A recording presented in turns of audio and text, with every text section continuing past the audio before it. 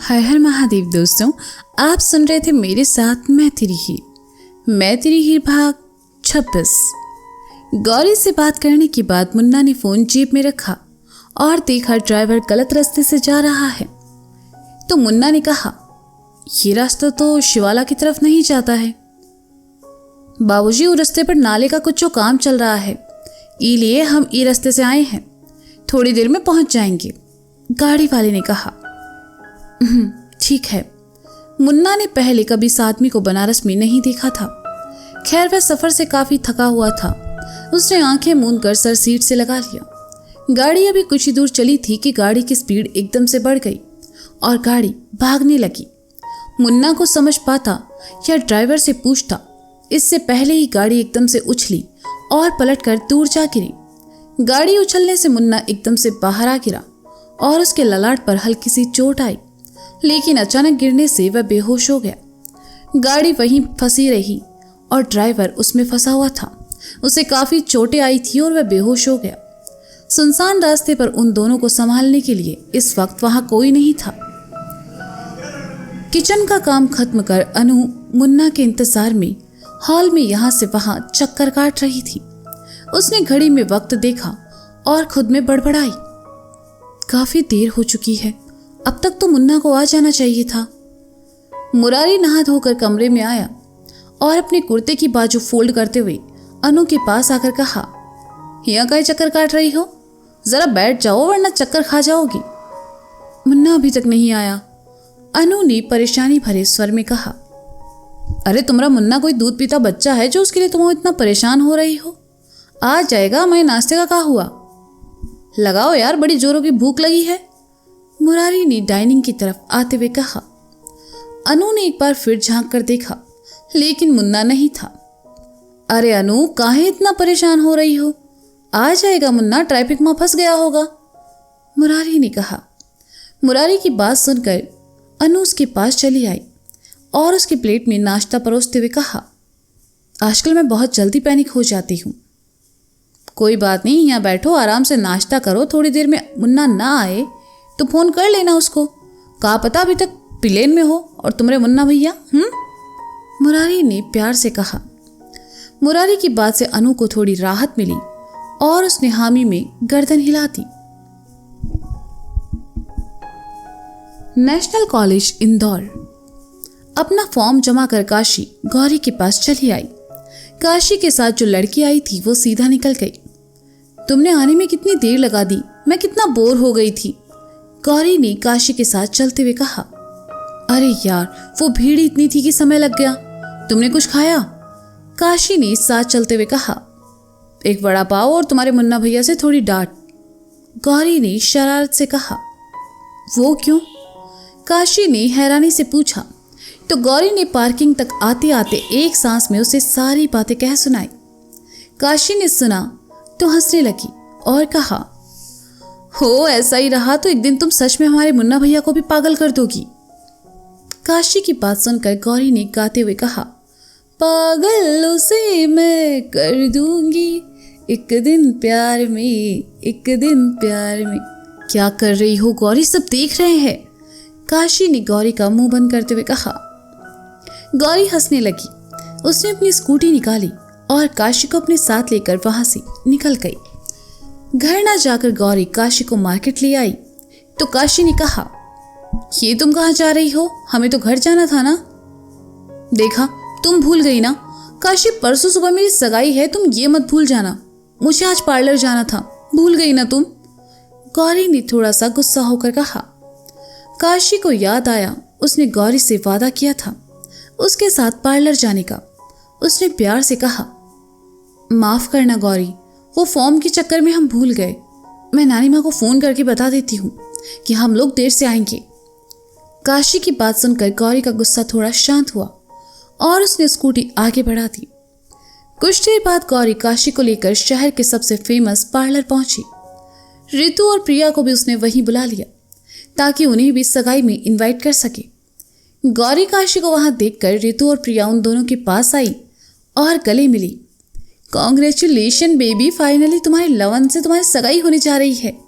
I am so happy for you, Ritu ने गौरी से कहा थैंक यू, तुम दोनों भी बहुत जल्द अपने लव वन से सगाई करने वाली हो। काशी की तो ऑलरेडी हो चुकी है, उसके बाद हम सब इंगेज्ड हो जाएंगे, गौरी ने चहकते हुए कहा। गौरी की बात सुनकर रितु और प्रिया के चेहरे से खुशी गायब हो गई और प्रिया ने उदासी भरे स्वर में कहा, काश ये होता, लेकिन ये होने से पहले ही वो हम दोनों को छोड़कर भाग गए। भाग गए? गौरी ने हैरानी से कहा। अरे हमने ही भगा दिया, दोनों इतने ज्यादा टॉक्सिक थे पूछो मत। ये मत करो, वो मत करो, यहाँ मत जाओ, वहां मत जाओ, उफ, so irritating, so we broke up. अब हम दोनों फिर से सिंगल हैं, रितु ने कहा। डोंट वरी रितु, जो होता है अच्छे के लिए होता है, काशी ने कहा। हाँ, काशी ने सही कहा। वैसे मेरी सगाई में बहुत से बैचलर आने वाले हैं, तुम चाहो तो फिर से मिंगल हो सकती हो, गौरी ने कहा। नहीं, मेरा तो मर्दों से भरोसा ही उठ गया है, इससे अच्छा मैं नेल एक्सटेंशन करवा लूं। गौरी की बात सुनकर प्रिया ने सोफे की तरफ जाते हुए कहा। क्या तुम्हारी सगाई में वंश भी आने वाला है? रितु ने आंखें चमकाते हुए कहा। हाँ बिल्कुल, वो मुन्ना का छोटा भाई है, उसे तो आना ही है, मैं तुम्हारे लिए उससे बात करूंगी, गौरी ने कहा और रितु काशी के साथ अंदर चली आई। तुम्हारा बस चले तो तुम किसी को सिंगल ना रहने दो, काशी ने कहा तो गौरी ने उसे साइड हग किया और कहा, मेरी जान, जो खुशी किसी के प्यार में है वो अकेले रहने में कहां। चारों आकर कुर्सियों पर बैठ गई और फिर किसी के मुंह तो किसी के हाथों पर क्रीम मली जाने लगी, जिससे सभी गौरी और मुन्ना की सगाई में सुंदर लगे। हॉस्पिटल से निकलकर पंकज सीधा पुलिस स्टेशन चला आया। शक्ति अपने कैबिन में बैठा कोई काम कर रहा था। पंकज अंदर आया और कुछ पेपर्स शक्ति के सामने रखते हुए कहा, सर, ये सब कबीर अरोड़ा के फ़ोन की डिटेल्स हैं। मैसेज और कॉल्स में मुझे कुछ खास लगा नहीं सर, और ये है उस रात कबीर के साथ पार्टी में शामिल लोगों की लिस्ट और उनका एड्रेस। गुड, मैंने तुमसे कबीर का ब्लड सैंपल लाने को कहा था, शक्ति ने पंकज की तरफ देखकर कहा। ये रहा सर, पंकज ने एक छोटा सा लिफाफा टेबल पर रखते हुए कहा। शक्ति ने उस लिफाफे को अपनी जेब में रखा और पार्टी में शामिल लोगों के नाम देखने लगा। शक्ति को उसमें कुछ भी गड़बड़ नहीं दिखी। उसने लिस्ट वापस टेबल पर फेंकी और जैसे ही नजरें घुमाई, उसकी नजर लिस्ट में लिखे एक नाम पर चली गई। सभी नामों के बीच में एक नाम लिखा था, जॉर्डन। शक्ति ने देखा जॉर्डन के नाम के सामने कोई एड्रेस, कोई फोन नंबर नहीं था। शक्ति ने पंकज की तरफ देखा और कहा, ये जॉर्डन का एड्रेस और कांटेक्ट नंबर क्यों नहीं है? सर, मैंने उस रात पार्टी में मौजूद सभी लोगों से बात की, लेकिन उनमें से ये एक लड़का जॉर्डन मौजूद नहीं था। कबीर के एक दोस्त ने बताया कि जॉर्डन उस रात पार्टी से जल्दी निकल गया था। जॉर्डन सिर्फ कबीर के क्लोज है, बाकी सब उसके बारे में नहीं जानते, पंकज ने कहा। ठीक है, तुम जाओ, शक्ति ने कहा। ठीक है सर, पंकज ने शक्ति को सैल्यूट करके कहा और कमरे से बाहर निकल गया। शक्ति वहीं अपनी कुर्सी पर बैठा जॉर्डन के बारे में सोचने लगा। जिस केस की छानबीन शक्ति कर रहा था, उसकी पहली कड़ी जॉर्डन के रूप में उसे मिल चुकी थी। शक्ति ने अपना फोन उठाया और अपने कैबिन से बाहर निकल गया। Film city Mumbai. वंश ने मायरा के साथ कुछ सीन शूट किए और उसके बाद केडी ने उसे अपने ऑफिस रूम में आकर मिलने को कहा। वंश ऑफिस रूम में चला आया। अमितेश वहां पहले से मौजूद था। केडी ने वंश को देखा और कहा, वेल डन वंश, मैंने जितना सोचा था तुम उससे भी अच्छा काम कर रहे हो। धीरे धीरे तुम अपने सही ट्रैक पर आ रहे हो। थैंक यू सर, वंश ने हैरानी से कहा, क्योंकि केडी से तारीफ की उम्मीद उसे बिल्कुल नहीं थी। और वो लड़की का क्या हुआ? केडी ने पूछा। वंश मन ही मन झल्लाया। उसे लगा केडी निशी के बारे में भूल गया, लेकिन ऐसा कुछ नहीं था। वंश को खामोश देखकर केडी ने कहा, हेलो, मैं तुमसे कुछ पूछ रहा हूं। सीरियसली, मैं चाहता हूं इस सीरीज में वो लड़की तुम्हारे अपोजिट हो। तुम दोनों का कॉम्बिनेशन आग लगा देगा। लेकिन सर, वो लड़की, वंश ने मायूस होकर इतना ही कहा कि निशी की आवाज वंश के कानों में पड़ी। मैं आई कम इन सर?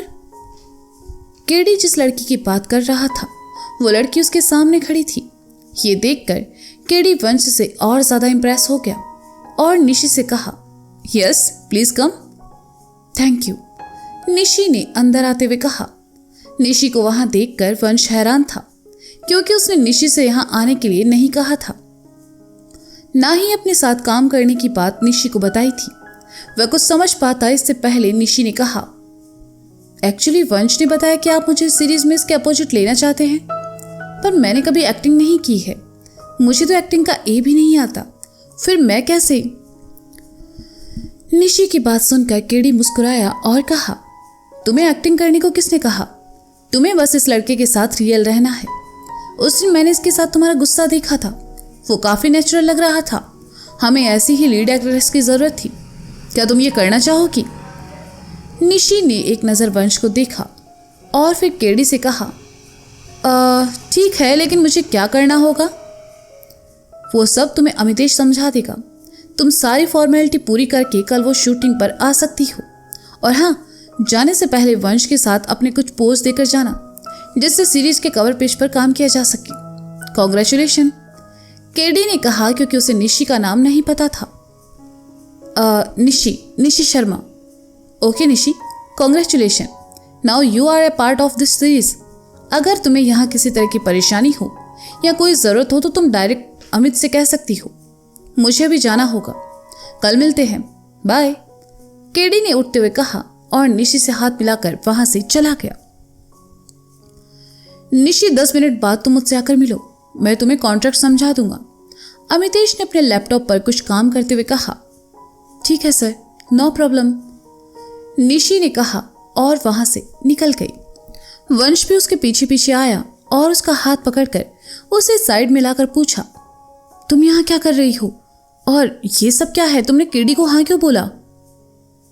अगर मैं उसे हाँ नहीं बोलती तो वो तुम्हें सीरीज से निकाल देता और तुम्हारा सपना टूट जाता। निशी ने वंश की तरफ देखकर ठंडे स्वर में कहा।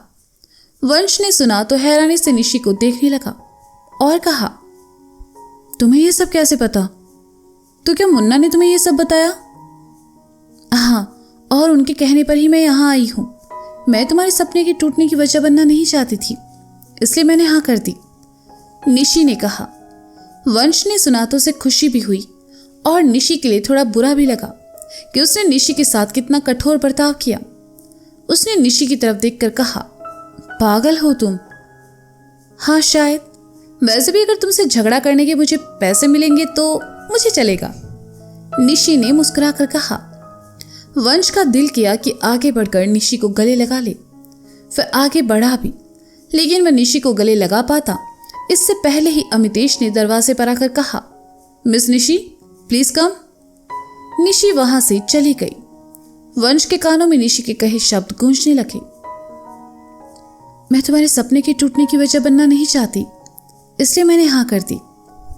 वंश धीरे से बड़बड़ाया, सच में पागल है, मैं उसे इतना परेशान करता हूं और वो मेरे साथ काम करने के लिए तैयार हो गई। मुन्ना को होश आया, उसने अपनी आंखें खोली और उठा तो खुद को एक आलीशान कमरे में बिस्तर पर पाया। मुन्ना को हैरानी हुई कि वह यहाँ कैसे आया। वह उठा, खुद को संभाला और जैसे ही कमरे के दरवाजे की तरफ आया, सामने से हाथों में ट्रे लिए अंदर आती उर्वशी ने कहा, अरे तुम उठ गए, मैं तुम्हारे लिए चाय लेकर आ रही थी। आप यहाँ क्या कर रही हैं? मुन्ना ने पूछा। कमाल है, मैं अपने घर में नहीं रहूंगी तो और कहाँ जाऊंगी? उर्वशी ने हंसते हुए कहा। आपका घर? हमें यहाँ कौन लेकर आया? मुन्ना ने पूछा। मेरा ड्राइवर तुम्हें यहाँ लेकर आया। तुम रास्ते में उसे बेहोश पड़े मिले, मेरे बुलाने पर तो तुम घर नहीं आए। अब देखो तुम्हारी किस्मत तुम्हें यहाँ ले आई। क्या लोगे तुम, ठंडा या गरम? उर्वशी ने मुन्ना को खा जाने वाली नजरों से देखते हुए कहा और उसके पास चली आई। शुक्रिया, हमें कुछ नहीं चाहिए, हमें चलना चाहिए, मुन्ना ने कहा और जैसे ही जाने लगा तो उर्वशी उसके सामने आ गई और कहा, पहली बार घर आए हो और कुछ खाकर नहीं जाओगे? कहते हुए उर्वशी ने जानबूझकर अपनी साड़ी का पल्लू कंधे से गिरा दिया। मुन्ना ने देखा तो गर्दन घुमा ली। अगले ही पल कमरे में चौहान साहब की पीए ने आते हुए कहा, उर्वशी जी वो मैं। उर्वशी का कंधे से गिरा पल्लू और मुन्ना को वहां देखकर आगे के शब्द उसके गले में ही अटक गए। वह कुछ बोल ही नहीं पाया। उर्वशी ने जल्दी से अपना पल्लू संभालते हुए झूठ मूठ का नाटक करते हुए कहा, हाँ यादव जी, आप कुछ कह रहे थे। मैं शायद गलत वक्त पर आ गया, यादव जी ने कहा। मुन्ना ने सुना तो उसे बहुत अजीब लगा और वह तेज कदमों में वहां से निकल गया और उर्वशी उसे जाते हुए देखती रही। तो दोस्तों, ये था मैं तेरी हीर भाग 26। इसका अगला भाग आप जल्द ही सुनेंगे मेरे साथ। तब तक के लिए शुक्रिया, बाय बाय, अपना ख्याल रखें और हाँ, सुनते रहें मैं तेरी हीर मेरे साथ। Bye bye.